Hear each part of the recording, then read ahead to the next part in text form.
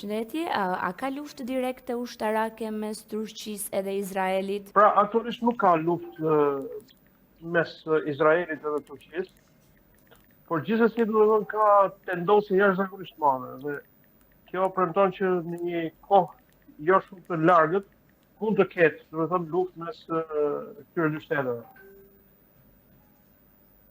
Po. Çfarë deklaratash ka bërë Recep Tayyip Erdogan kundër Izraelit? Presidenti i Turqisë Recep Tayyip Erdogan I ka kthyer përgjigje në fakt disa orvatjeve, jo vetëm në fjalë, pra që ka patur nga deklarata publike që kanë patur liderët e Izraelit, por edhe nga orvatje direkte, duke sulmuar Turqinë në mënyrë le të themi me atentate, me probleme të tilla për të cilat Turqia akuzon Izraelin.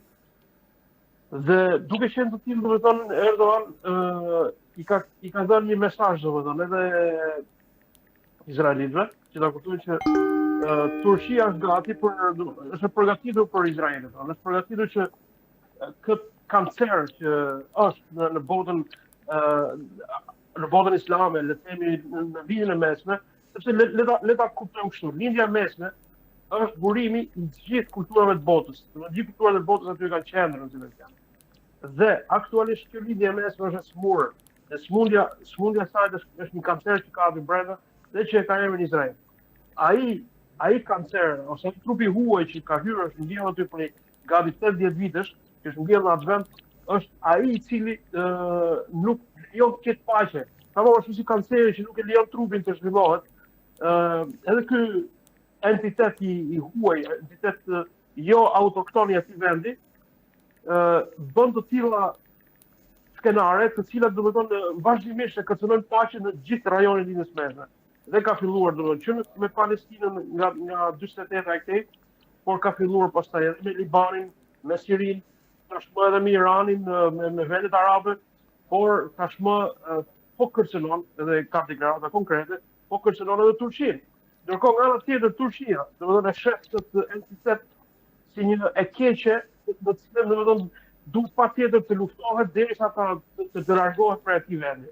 Ne duhet dimë që Palestina, lidhja e Turqisë me Palestinën nuk është thjesht një lidhje e një shteti me një shtet tjetër. Dihet që Palestina ka qenë pjesë e perandorisë së madhe osmane dhe dihet shumë mirë që Turqia e ka një, le të themi, një borxh, një obligim moral që t'i kthehet domethënë aty t'i japi muslimanëve atë që ja kanë marrë, domethënë, ose që ka qenë në duart e tyre dhe ata ja kanë marrë. Pra ka fjalën për Palestinën dhe tokën e shenjtë, sepse Palestina është tokë e shenjtë, jo vetëm për ne muslimanët, por është tokë e shenjtë edhe për krishterët, është tokë e shenjtë edhe për hebrejt. Mirë, po aktualisht është kushtuar nga zionizmi. Domethënë zionizmi nuk ka të bëjë fare me fetë, nuk ka të bëjë fare me fenë muslimane, fenë krishtere dhe as me fenë hebraike. Ajo është një entitet, pra është një ideologji politike shoviniste, raciste, e cila domethënë thotë që pretendon që vetëm ata janë njerëz, ndërsa pjesa tjetër që nuk janë hebrej sipas tyre ose izraelit, janë kafshë, dhe duhet të jenë problem tyre. Pra është një ideologji raciste ashtu siç ishte nazizmi, I cili pretendonte për rasën ariane të njëjtën gjë. Duhet të them pra që Turqia aktualisht është duke u përgatitur fuqishëm për ta luftuar këtë keqe që është në lindjen e mesme. Dhe patjetër që zgjidhja dhe paqja që duhet vi aty në lindjen e mesme, do të vi vetëm kur aty mos ketë diçka që quhet zionizëm dhe diçka që mos quhet Izrael. Diçka të tillë duhet mos jetë aty vetëm. Po. Çfarë roli konkret po kërkon të luajë Turqia në Gazë, për shembull ndërmjetësim apo trupa paqëruajtëse? Shiko, Turqia nëse do të lejohej që në fillim domethënë që të futej në Gazë, normalisht Turqia do të luajë një rol shumë paqëruajtës në Gazë dhe do të vendosë vërtet paqe, do të mbrohet civilët. Në ç'kuptim e them këtë, Izraeli qëllimisht nuk do që Turqia të jetë në këtë bordin e paqes që është përfolur kaq shumë. Pavarësisht se bordin e paqes krejt e quaj një dështim, domethënë vetë, por gjithsesi kur Turqia bëri kërkesë për të qenë pjesë e këtij bordi, Izraeli nuk e pranoi sepse Turqia vërtet e don paqen edhe mundet ta vendosë paqen në terren, në atje pra në Gazë. Mirë po, ajo që Izraeli nuk e don, nuk don pra një trup, një forcë, e cila mund ta zbrapsi forcën izraelite që do të përreth Gazës aktualisht. Dhe ata duan që të kenë disa antarë të këtij bordi, të jenë antarë të pa përfillshëm për Izraelin, që Izraeli nesër do të godasë prapë kur dojnë, dhe gjithë kushtet e paqes të cilat do të Trumpi me aq gaz të madh i tha në tetorin e kaluar, ti shkeli do të thonë i ka shkelur, do të thonë aktualisht i ka shkelur vazhdimisht, ka rreth 700 veta që i ka vrarë deri tani vetëm pas paqes në Gaza. Pra, Izraeli do të pati dhe faktor ose aktor të antarë të këtij bordi të jenë të dobët, të jenë pa vlerë, të cilët do mund të shkeli kur dojë, ndërsa me pranimin e Turqisë në Gaza, me pranimin e Turqisë tamam si një aktor paqërues, Izraeli nuk mund të luajë dot domethënë me kushtet e marrëveshjes, dhe për këtë arsye nuk e don Turqinë në Gaza. Por normalisht situata do të vijë që Izraeli jo vetëm që nuk do të ketë mundësi të zgjedhë mes pranisë Turqisë në Gaza apo ardhjes Turqisë nga veriu i Palestinës pushtuar ose ata që quhen sot Izrael. Pra ne mund të përballemi shumë shpejt me ardhje të Turqisë në Palestinë nga shumë anë, qoftë nga Çipro, qoftë nga sipër, nga veriu i Palestinës për ankufimin e Sirisë, por edhe poshtë edhe nga pjesa e Gazës, e Arishit, e Egjiptit. Ne këto mund ta presim Turqinë për këtë. Dhe Erdogan këtë ka thënë, që një ditë ose një natë ne do të vim atje pa pritur për ju. Po. Çfarë ka ndodhur në konsullatën e Izraelit në Stamboll? Ajo për mendimin tim ka qenë konsullata e Izraelit ka qenë më tepër një lloj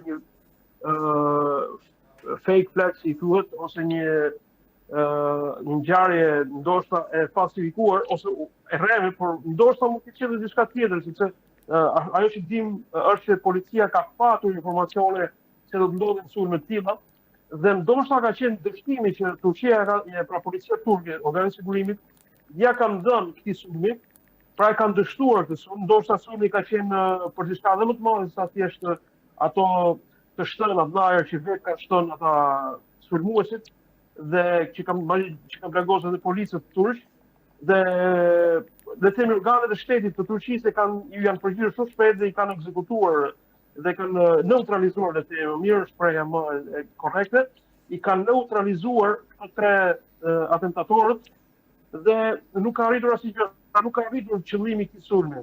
Nëse shohim vetëm me këtë që ne e pamë, domethënë nuk pa i ditur se çfarë mund të patur ai sulm qëllimet e tij, ne shohim një sulm të dështuar, i cili nëse ka qenë vetëm kaq, atëherë ka qenë thjesht një false flag për ta qitur ose për ta nxjerrë Izraelin në këtë rast si një shtet viktim i cili po sulmohet gjithandej në botë, kudo në botë. Megjithëse konsullata izraelite në fakt nuk ka padur, ka 2 vjet e gjysmë që nuk ka padur asnjë antar ose asnjë punonjës të saj, që nuk ka padur arsye që të gjuhej ose të goditë një ndërtesë bosh. Dhe unë mendoj pra që nëse ka qenë vetëm kaq është false flag, e nëse ka qenë më shumë, organet e sigurisë turke e kanë dështuar atë sulm. Këtë mendoj në kjo pjesë. Me cilat vende të gjirit po bashkëpunon aktualisht Turqia për çështjen e Gazës? Për çështjen e Gazës, në fakt Turqia është duke bashkëpunuar fort me shumë shtete, jo vetëm vendet e gjirit, pra aktualisht është duke bashkëpunuar edhe me Spanjën, edhe me Italinë, edhe me shumë vende të tjera, edhe me vetë Amerikën, le të themi, por me vendet e gjirit normalisht është duke punuar fort me Katarin, por në rastin konkret, duke qenë se Katari dhe vendet e gjirit aktualisht janë vetë në problemet e tyre, domethënë në sulme nga lufta që po bëhet ndërmjet Izraelit dhe Iranit, kjo ka bërë që vetë shtetet e gjirit aktualisht të jenë të tensionuara në situatat e tyre.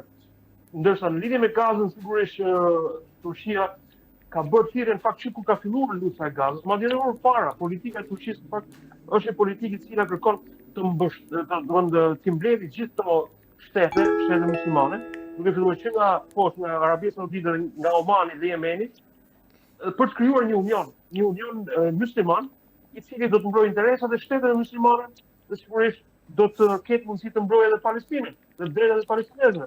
Për këtë Turqia ka bërë thirrje vazhdimisht, ka bërë thirrje Egjiptit, ka bërë thirrje Arabisë Saudite, ka bërë thirrje Jordanisë, Emirat, Dhe në fakt deri tani ka qenë e vagët përgjigje, por me këtë që po ndodh sot në linjën e mesme, shtetet si Arabia Saudite e ka parë të domosdoshme që ta rishikojnë edhe një herë kërkesën e Turqisë dhe të mendojnë fort për një bashkim, le të themi një aleancë mes Turqisë, Pakistanit që po ndodh dhe Arabia Saudite, që kjo është një lloj dhe themi tamam si ajo aleancë e NATO-s, mirë po do të jetë një NATO arabe ose një NATO muslimane, dhe që mund ta shohim në dritë për një kohë shumë të afërt. Po. Atëherë, çfarë qëndrimi ka Turqia ndaj bisedimeve mes SBA-s dhe Iranit? Turqia në fakt është në këtë luftë, përgjithsisht në luftën amerikane ndaj Iranit, është duke mbajtur një rol qetësues të situatës ose duke ushtruar pra presion, le të themi, presion pozitiv ndaj të dy palëve, qoftë amerikanëve po qoftë dhe iranianëve, duke ushtruar një presion që do të ulën në tavolinë e bisedimeve. Dhe Turqia sot aktualisht, edhe pse nuk është palë ose nuk është palë kujdestare e bisedimeve, pra sepse bisedimet janë mbajtur në Iran, në Pakistan, edhe atje domethënë Turqia është palë vëzhguese dhe që po ndjek me situatën me shumë interes. Le të themi, domethënë Amerika vetë në këtë çështje ne nuk kemi, për fat keq, nuk kemi Amerikën dhe Iranin që po diskutojnë në këtë marrëveshje, por ne kemi Iranin, pra e ka fjalën për bisedimin në Pakistan, po kemi Iranin që po diskuton me Izraelin. Dhe Amerika në këtë rast është thjesht një proxy i Izraelit. Fat keq domethënë, habitet kur i themi këto gjëra, por në fakt në vërtetë është që Trump aktualisht nuk po pyet fare për interesat amerikane. Dhe nuk po pyet fare se në këtë çështje ajo që do të digjet do të jetë Amerika vetë. Krahas domethënë djegës së Iranit po do të digjet Amerika. Dhe krahas djegës së Amerikës dhe Iranit do të digjet këto vota. Trump nuk po pyet për këtë. Pse nuk po pyet? Sepse është dikush i interesuar që të vë zjarrin botës. Ose të shkatërrojë Amerikën dhe të shkatërrojë botën. Dhe ky është Netanyahu, dhe ky është Izraeli. Dhe në këtë rast Trump dhe delegacioni që është dërguar atje është fiks një delegacion i cili në fund fare nuk i merr leje Trumpi, presidentit në Amerikë, por i merr leje Netanyahu, nëse duhet ta pranojmë se jo një kusht prej kushteve të marrëveshjes. Dhe për këtë arsye dështojnë marrëveshjet në të vërtetë. Për këtë arsye dështojnë marrëveshjet mes Iranit dhe Amerikës. Amerika thjesht të ketë një emër, por ata që po bisedojnë në të vërtetë në këtë marrëveshje janë Izraeli me Iranin. Dhe sigurisht Izraeli është interesuar të digjet lindja e mesme, ndërsa Irani është interesuar të ketë interesat të rrisë interesat e tij në linjën e mesme. Ndërsa Amerika, unë kam thënë edhe në media të tjera, Amerika në fakt para se të nisë kjo luftë, për linjën e mesme, asaj janë vënë në tavolinë dy oferta. Oferta turke, e cila është oferta e gjithë botës arabe, le të themi, në cilën Turqia bashkë me botën arabe mund të pra në një atmosferë paqe mund të sigurojë Trumpit dhe Amerikës interesat amerikane në linjën e mesme, gjë që nuk u arrit, dhe oferta tjetër oferta izraelite. Oferta izraelite e cila do të thonë ishte luftë, zjarre dhe vrasje dhe sa më shumë krime. Dhe pikërisht Trump zgjodhi të dytën. Ndoshta vetë Trump nuk e zgjodhi sepse e donte luftën, por për mendimin tim Trump është, le të themi, është ushtruar presion nëpërmjet dosjeve të shtrenjtë, të cilat domethënë ndoshta Trump domethënë aty mund të jetë shantazhuar në mënyra shumë të këqija, dhe shumë pista, ndoshta edhe para sa të qenë president. Këto gjëra kanë bërë pra që Trump në dy oferta, ofertës së paqes e cila siguron interesat amerikane, të zgjedhë kundër të kësaj zgjedhë ofertën izraelite e cila jo vetëm nuk i siguron këto interesa, por edhe i shkatërron këto interesa. Le të themi, Trump para disa muaj shkoi në Gjirin Persik, sa po u bë president rreth një vit më parë, shkoi në Gjirin Persik, edhe atje mori si premtim që do të ketë rreth 4 trilion dollar. Po këto 4 trilion dollar do të vinë domethënë në mënyrë graduale për rreth 10 vjet. Dhe për të marrë këto duhet paqe. Për të marrë këto duhet të mos ndryshojë status quo-ja në cilën ishte. Mirë po Trump këtë nuk e zgjodhi. Trump zgjodhi pra të djegë linjën e mesme dhe kjo ishte oferta që i bëhet nga Netanyahu. Dhe në këtë rast çfarë ndodhi? Ndodhi që Trump, jo vetëm që këto nuk mund t'i marrë dot më, këtë lloj parash, pra 40 trilion dollar, por tashmë edhe bazat amerikane që kanë në lindjen e mesme, në hyrjen persike, sidomos për lindjen e mesme, tashmë ata janë shkatruar pothuajse plotësisht. Ne kemi për shembull baza amerikane në Irak tashmë nuk funksionon. Bazat amerikane në Bahrein, në Kuwait, në Emirate, në Arabi Saudite janë sulmuar dhe janë pothuajse të shkatruara. Pra, të tilla gjëra, domethënë Amerika nuk ishte në interes të Amerikës që të bëheshin. Pra, kjo luftë që bëre, që nisi Amerika bashkë me Izraelin, që nisi nga Irani, në fakt ishte e kundërta për interesat e Amerikës. Pra, Amerika në këtë rast ka dëmtuar interesat e veta në lindjen e mesme. Dhe siç thash, pra që kjo është çështje e Izraelit. Ka Izrael, ka luftë. Nëse doni të shkatroni Amerikën dhe të thoni rrof Trump në këtë rast. E nëse doni të shkatroni botën, thoni rrof Netanyahu.